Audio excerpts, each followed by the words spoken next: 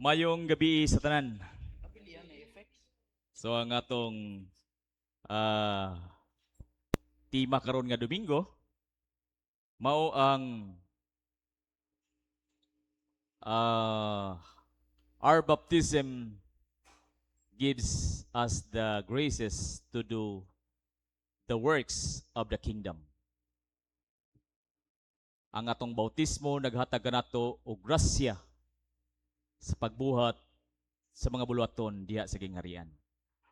So, in every midweek service, kasagaran sa manambong mga ministers.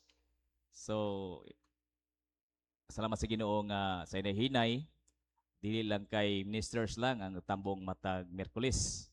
So, inahinay nadugangan na punta sa dili ministers, mga lay ministers. So, ang atong tema para gini sa kanato karon. Musubas ministers, so kini nga tema alang ni kanatong tanan nga diha sa atong pakiglambigit sa mga bulaton diha sa Ginoo atong gitawag og kabahin kita diha sa gingharian sa Dios. Og kay ang atong tema mahitugod man sa bautismo kay mo masadto ang Feast of the Baptism of Jesus Christ. So atong balik lang taon sa kaimportante ang bautismo sa atong kinabuhi diha sa atong pag-alagad sa Ginoo. Kay kung wala pa kita mo undergo sa gitawag og baptism, dili kita ngayan nga mualagad diha sa iglesia. Kay wala pa man kita mahinlui sa atong mga kini ang kasalanan nga bisan tuod wala nato gihimo apan nagyapon tay sala tungod sa unang tao sa kalibutan nga naghimo og pagpakasala. So di ta mahimong ministers kung dili ta mo undergo sa baptism. Tungod kay diya sa baptism gihinluan ta o kita hinlo na andam na kita mo alagad diha sa iglesia. Mao nang nata karon nga kagabhion tungod kay atong padayon pagpalambo ang espiritu sa Dios nga gitisok dinhi sa atong kasing-kasing aron ang atong lawas dili lang atong lawas mutubo apan pati usab ang atong espiritu mutubo.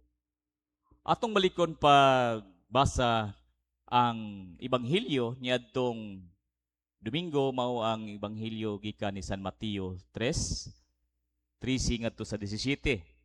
So nubo ra man ni nga passage sa verse 13 kay tama naman si 13 sa 17. Unya gikan sa lawigan sa Galilea miadto si Jesus sa Jordan aron magpabunyag kang Juan. Dili unta mobunyag kaniya si Juan nga miingon, ako ang angay nimong bunyagan, apan nganong ako naman hinuon ang mubunyag kanimo. Apan gitubag siya ni Jesus. Pasagdi lang nga mahitabo kini kay niining paagiha. Makatuman kita sa tanan nga gisugo sa Dios. Busa miuyon si Juan. Human gayud sa pagbunyag kang Jesus, mikawas siya sa tubig. Unya naabli ang langit og nakita niya ang Espiritu sa Dios nga mipaubos daw sa lampati og mitugdon kaniya. Og unya may tingog gikan sa langit nga nag-ingon, kini mao ang pinangga kong anak nga nakalipay kanako pag-ayo. Sumuni atong ebanghelyo. Og diya sa atong ebanghelyo atong makita nga miduol si Jesus kang Juan aron magpabautismo.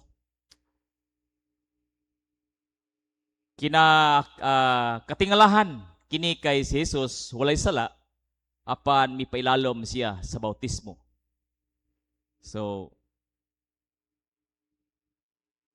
ang bautismo ba di ay o katong gibutang sa unang bautismo para paghinlo sa atong mga kini ang sala. Nya nganong si Ginoong si Kristo mo undergo magbautismo nga wa man siya makasala kay Ginoo man siya. Ang pangutanganong gibuhat man kini ni Jesus nga wa man siya sala nagpabautismo gihapon. Gisulti ni Jesus kang Juan, tuguti lang kay angay nga matuman nato ang tanan kabubuton sa Dios. So, adunay mga butang mura og giisip na to ba nga dili importante. Giisip na to nga wala man ay gamit nga buluhaton kay murag dili kay bugat sa atong kagalingon ba. Pero sa pagbuhat nato ni Hana, atong gibuhat ang kabubuton sa Dios. Kanang sige na to og attend sa midweek. Siguro kaniadto makaingon ta nga awa manay pulos ang atong pag kini ang tambong sa tong midweek service kay mura man gyapon. So sama sa gingon ni Ginoong si Kristo, ningon siya nga tuguti lang.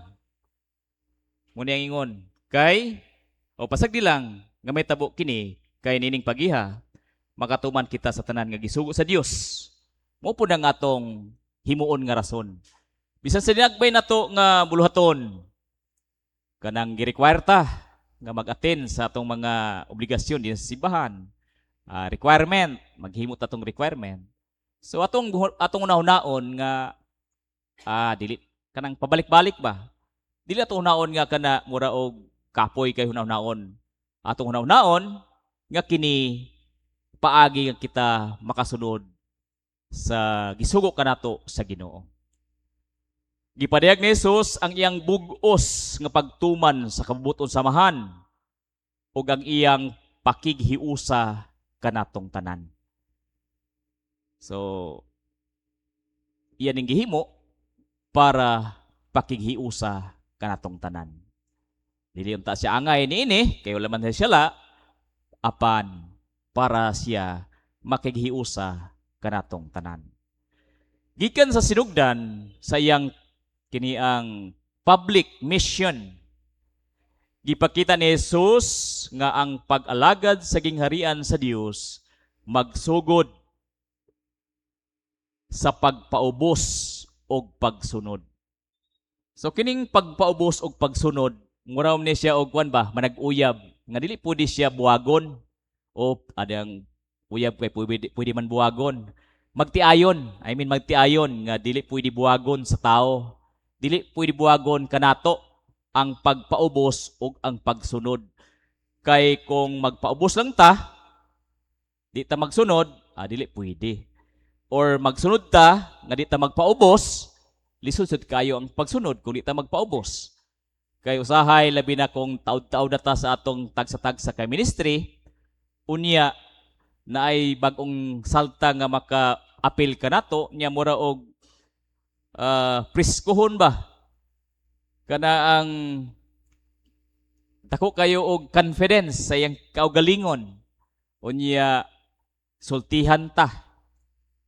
Dayon mutan-aw din ta sa tong kaugalingon. Ako dugay na ikaw bag-o pa. So musunod ang pagkamapahitason. Kay ikaw may nangaraan na, so ikaw angay sundon. So usahay bisan pabalik-balik na ni nga sitwasyon ba, pero usahay malimtan nato. Kaya madugay-dugay na bitaw nga butan na sa pila ka bulan, pila ka tuig, nga nakabati ka nini nga mensahe og atong malimtan og kanunay tang kini ang gipa-remind nini nga dili ni mahitabo sa atong tagsa-tagsa kagagalingon nga mahimutang mahipatason sa atong estado sa atong pag-alagad sa Ginoo. Tungod kay ang pag-alagad sa inyo ni Ginoong si Kristo nagsugod diya sa pagpaubos o pagsunod. So muni ang iuban ginato ni ang pagpaubos o pagsunod. Kay sayon ra ba kay ni sabto ning pagpaubos gyud? Apan mo puding lisod pud kaayo tumanon. Okay lang kung ikaw kumpara bitaw sa nasa taas sa imo. Sultihan ka sa imong leader nga mo ni buhata sumusunod ka kay leader man. Pero kalibil ra nimo ang muingon, murag lain na ang tunada nato niana. So, mo gina ang ipahinumduman kita sa pagpaubos og pagsunod. Sa diyang gibautismuhan si Jesus, naabli ang langit, mikunsad ang Espiritu Santo sama sa salampati, og nadungog ang tingog sa amahan. Kini ang akong pinalanggang anak, nga kaniya ako nahimuot. So mga igsoon, mausab kini ang mahitabo sa matag usa kanato sa dihang kita gibautismuhan. Taliwala o tingali wala nato kini makita sa atong mga mata. Nga murag literal gid ba nga ang gabon ba nagkuan ni daplin ang gabon og nakita na abli ang langit. Apan ang espirituhanong pagkatinuod na himong anak kita sa Dios. Kining pag-aabli sa langit nagpasabot kini nga sa dihang gibautismuhan kita nahimutang mga anak sa Dios. Kining ingon nga naabli ang langit, dili ni literal nga naabli ang langit, kundili kita mismo nahimong anak sa Dios. Kung sa una, pista sa demonyo, sa dihang gibautismuhan ta, nahimutang mga anak sa Dios. So nga na ang kini ang klaro o kini ang kanang tinawhanon ba nga pagkumpara. Gipuyan sa Espiritu Santo o gitawag nga buhaton ang buluwaton sa gingharian. Kay mga anak naman ta sa Dios, lisod sa kay mag-alagad ta dito sa gawas sa gingharian sa Dios. So ato yung alagaran ang gingharian sa Dios. Ang alang na kaskahayag na dito ka nag-alagad sa kangitngit, so dili pud maayo. So ato yung i-inline kanunay ang atong kaugalingon kung asa ta. Ang atong bautismo di lamang usa ka seremonya o pagpahinumdum sa bata pa kita. Kini usa katawag sa usa ka buhlaton. Pinagi sa bautismo gihatagan kita og grasya. Grasya sa pagtuo. Kay kung wala ta nabunyagi, nagpabilin ang sala. Nagpabilin nga taas kay istak ba sa sala. So ang grasya sa Ginoo dili makapenetrate sa atong kasing-kasing. So sa dihang gibautismuhan ta, madawat nato ang grasya sa pagtuo. Grasya sa paglaom, grasya sa paghigugma. Aron mahimo kitang mga saksi ni Kristo sa kalibutan. So walay lain naghimo sa paghigugma, sa pagtuo sa Ginoo, gawas sa mga anak sa Dios. So kita lang ang naghimo niini, kay atong ipakita usab nga kita mga saksi ni Kristo sa kalibutan. So muna ang atong kinabuhi nga dili lang kita tig wara-wara lang sa kalibutan, apan atong gipakita ang kinabuhi ni Kristo sa atong kinabuhi. Ang maong mga grasya mao ang kusog o nagtukmod kanato sa pagbuhat sa mga buhat sa gingharian sa Dios. Dili karon mo abota sa buluhaton diha sa gingharian sa Dios. So kung kita kabahin sa gingharian sa Dios, then mubuhat ta sa gingharian diha sa gingharian sa Dios. So usa na ni kapaagi ang atong gibuhat karon nga mamainaw sa pulong dinhi sulod sa iglesia. Daghan bang mga buhat diha sa gingharian sa Dios. Unsa man kining ubang mga buhat sa gingharian sa Dios? Sa gikaingon ko na mao kini ang paghigugma sa atong isigataw. So sige na nato ning mabati ning paghigugma. Dili lang sa atong isigataw nga atong amigo na daan, pati atong isigataw nga atong gikalagutan usab. Pagpasaylo sa nagpasakit kanato. So usahay kini ang pagpasaylo mura og atong malangan-langan ba. Kay pasayloan na si kuan. Kay naghilaka ba ito siya, nagbasol gito siya. Nya ko sang huna-hunaon. Napay kini ang bugat pa kay sa kong kasing-kasing. May makasala lang ko kung makig istorya ko sa iya. kay nagpakiingnon lang ko. So nga nang ato usahay nga kini ang perception kay usahay ang kanang pagpasaylo, mugya po ng paghigugma bang sayon ra kayo na siya kini ang hisgutan apan lisod kayo buhaton. Pagbarog alang sa kamatuoran. Kaya aside sa kanaang pagpasaylo, pagbarog sa kamatuoran. So nang pagbarog sa kamatuoran? Unsa man kay atong idea bahin sa pagbarog sa kamatuoran. So kanang pagbarog sa kamatuoran usahay sakit apan maogi angay. Sakit ug angay. Usahay tungod kay natay gitapin-an sa atong mahal sa kinabuhi, dili kayo mo patigbabaw ang kamatuoran. Atong iligas-ligas gamay ba? Para lang gyud dili gyud matukbil ang kanaang gitawag og kamatuoran. Usahay okay lang kamatuoran kung pabor kanato, ganahan tag hisgot-hisgot. Pero kung kanang kamatuoran nga maghatag atong kaulawan, munang atong pas lang sa gamay. Hangtod nga atog yung i-drain ang atong kaugalingon nga atong madawat ka na nga kamatuoran. So muna ang kamatuoran dilit at magpapaling-paling ba sa magsagi pangutana bitaw ni Ginoong Kristo sa mga katawhan. Sa inyong pag-adto sa kamingawan, kinsa man yung nakita dito? Unsa man yung nakita dito? Sagbot ba nga ipaling-paling sa hangin? Muna ang iyang isang ipangutana. So si Juan, dito siya sagbot ng ipaling-paling sa hangin. Unsa ang kamatuoran, iya gid nang barugan. Mao nang nahimo siyang binilanggo panahon ni Haring Herodes tungod kay iyang gistoryahan si Haring Herodes bahin sa iyang kahimtang nga salawayon at tubangan sa Ginoo.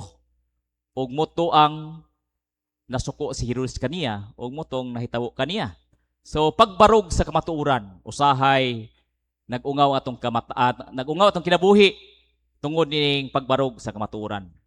Then pagtabang sa mga kabus og nanginhanglan. Usahay ka na ang degree ba? Degree sa atong pagtabang. Labi na ka na bitong makikililimos. Usahay ka nang makikilimos nga kanang luoy gayo mo hatag ta. Ayos. Maluoy ko kining mga usahay ba mag-share ta nga. Maluoy gyud daning mga makikilimos nga bitong kanang luoy gid kay bitaw. Tiguang, bakul nga na. Pero na mga kililimos nga mayang lawas, may kini ang baskog, nagpakilimos. So, lain po ng imong pagbati. Ang usahay, dili pa ka mo is muhatag, musukli pagig ka og kini ang dili maayo nga pulong. So, kung dito muhatag, dili na sa ta magpakapin sa kuan, kini ang maka dismaya ba nga pulong atong hinumduman nga mga saksi ta ni Kristo nini nga kalibutan. Nga diha sa atong panagway pa lamang makita si Kristo sa atong kinabuhi nga pirmi nagpahiyom kanang dili bitaw kanang pirmi tilang Biri Santo ang dagway. So nga na ang kini ang hulagway ni Kristo or labi na gid sa atong mga buhat. Kung sa atong panagway makita si Kristo, labi na gid sa atong mga buhat. Kay nabaygi sulti sa panultihon nga action speaks louder than words. So dili magmatter ang imong ipangistorya kung dili makita sa atong mga buhat. Sa matag husto nga desisyon, sa matag buhat sa kaluoy, o sa pag-alagad nga walay pagdumot, atong gikinabuhi ang grasya sa atong bautismo. So, ang bautismo, wala ni nahuman sa seremonyas ang atong bautismo. Ato ning daladalahon sa atong kinatibuk-an nga kinabuhi. Hangtod na sa atong ikamatay, kining mensahe sa bautismo. Nga magpabilintang hinlo, magpabilintang putli at tubangan sa Ginoo. Di ginagita na maka sala day Father kay permanente man hinlo at tubangan sa Ginoo. So kung gikinahanglan kay naman sa tay gitawag di man ta makaingon nga di ta makasala pero naman tay gitawag og sacrament of confession. So sa kanunayang simbahan nag-awhag ka nato nga moduol ta sa Sacrament of Confession para ang atong mga ginagmay nga mga sala maanam og ka hinlo sa atong kasing-kasing. Walay pagdumot o walay pagdumot pag kinabuhi o muni ang grasya sa bautismo. So, mga igsoon, sama kang Hesus, kita usab gitawag sa pagpaubos o pagtuman sa kabubuton sa Dios. Labi na kita nga mga nag-alagad sa iglesia. O di lang sa nag-alagad sa iglesia. Kung nakailata sa Ginoo na wala talaga alagad sa iglesia, labaw na gyud katong nag-alagad sa iglesia. Kay mahimong kawang lang ang atong pagpakabati sa pulong sa Dios kung atong malimtay usahay kini ang pagpaubos o pagtuman sa kabubuton sa Dios. Ang kalibutan karon nanginhanglan og mga Kristohanong dili lamang Kristohanon nga gibautismuhan. Kanang manghinambog ang gibautismuhan man ko sa Katoliko. Dili lang ta manghinambog nga gibautismuhan kita o nakaambit kita sa gingharian sa Dios o nakasulod kita sa gingharian sa Dios. Kay mo man ang tuyo nganong nabautismuhan ta para makasulod ta sa gingharian sa Dios. Apan diha sa bautismo sa tinuod natong kinabuhi. Dili lang kanang for requirements lang ang atong bautismo. Mahimo kang Kristohanon kung magpabautismo ka. So kay requirements man ang pagbabautismo para mahimo kang Kristohanon, so magbabautismo ka. Pero wala nimo examine kanunay ba ang imong kaugalingon o atong kaugalingon. I mean, apil man ko gyapon niini kay di masag ko ingon nga hipokrito nga di murag nakalabang nako dinhi nga mga buluhaton. So bautismo sa atong pagkinabuhi. Buti pasabuti ni kanang ang atong pagka katawhan sa Dios, buhi ba? Dili kay pagkahon bautismo, namatay ra pudayon ang bautismo, namatay gyapon ang Espiritu Santo sa atong kinabuhi. Bautismo sa kinabuhi, mga tao nga nagpakita sa gugma sa Dios, pinaagi sa ilang mga buhat. O buhat gyud ang labing importante. Importante man gyapon ang pag-istorya kay mag-share ka sa pulong sa Dios. Apan usahay bitaw kana ang tao labi na sa mga kaniadto para ni Ginoong Kristo ba nga gidaig siya pag-ayo ila siya pag-ayo sa uban nga mga lungsod apan di siyang kaugalingong lungsod wala siya gidawat. So nga na ang sa ato usab dinhi kung kita magwali unya nay nakadungog nga tao nga nakaila nato mubase dayon sa atong unsa man siya classic ha unsa nagwali-wali man siya diha may na siya kinabuhi di nga ikuanen ba tulisokon ta unsa man iyang pamilya mayo yang mga anak yang ang iyang gikanan ang mga ginikanan may basagha kay unsa ra ba ang bunga mo sa ang punuan mo ang bunga.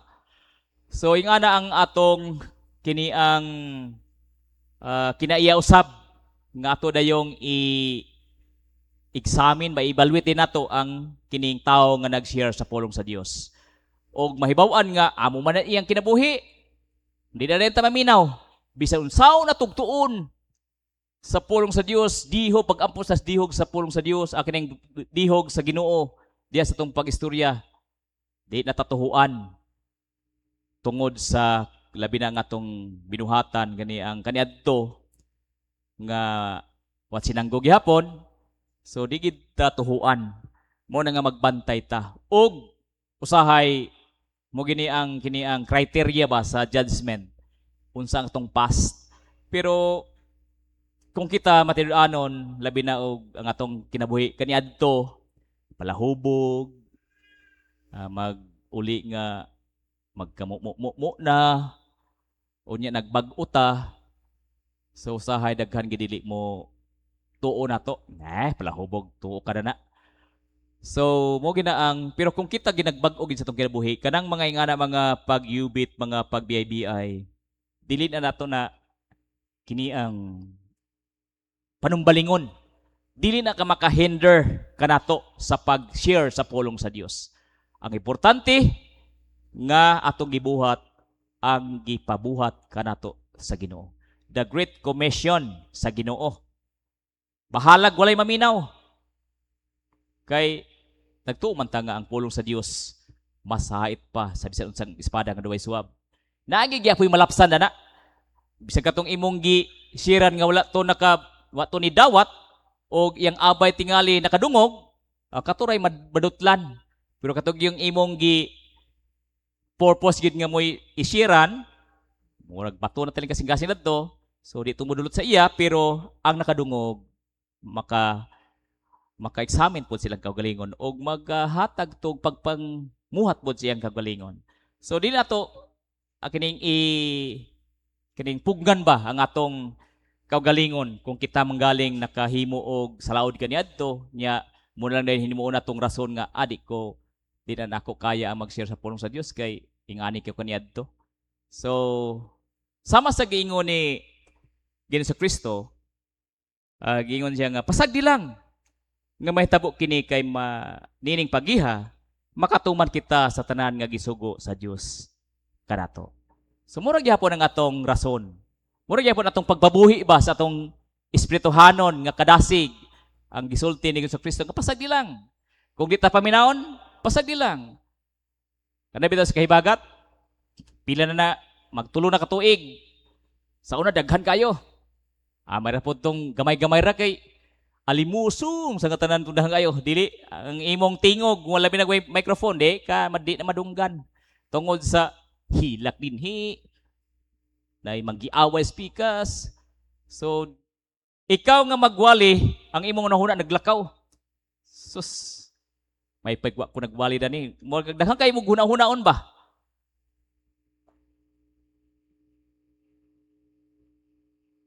O sa dihang ako ning nabasa kining giingon ni Ginoong Kristo. Pasagdi lang ngay mahitabo kini.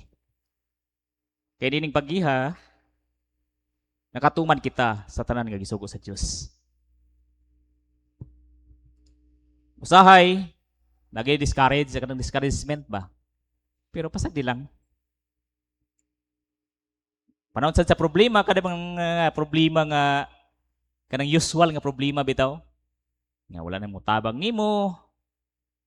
Nya mura og sigag ampo na mura mangyapoy nagkuan, wa mangyapoy o magipadala sa Ginoo nga mutabang.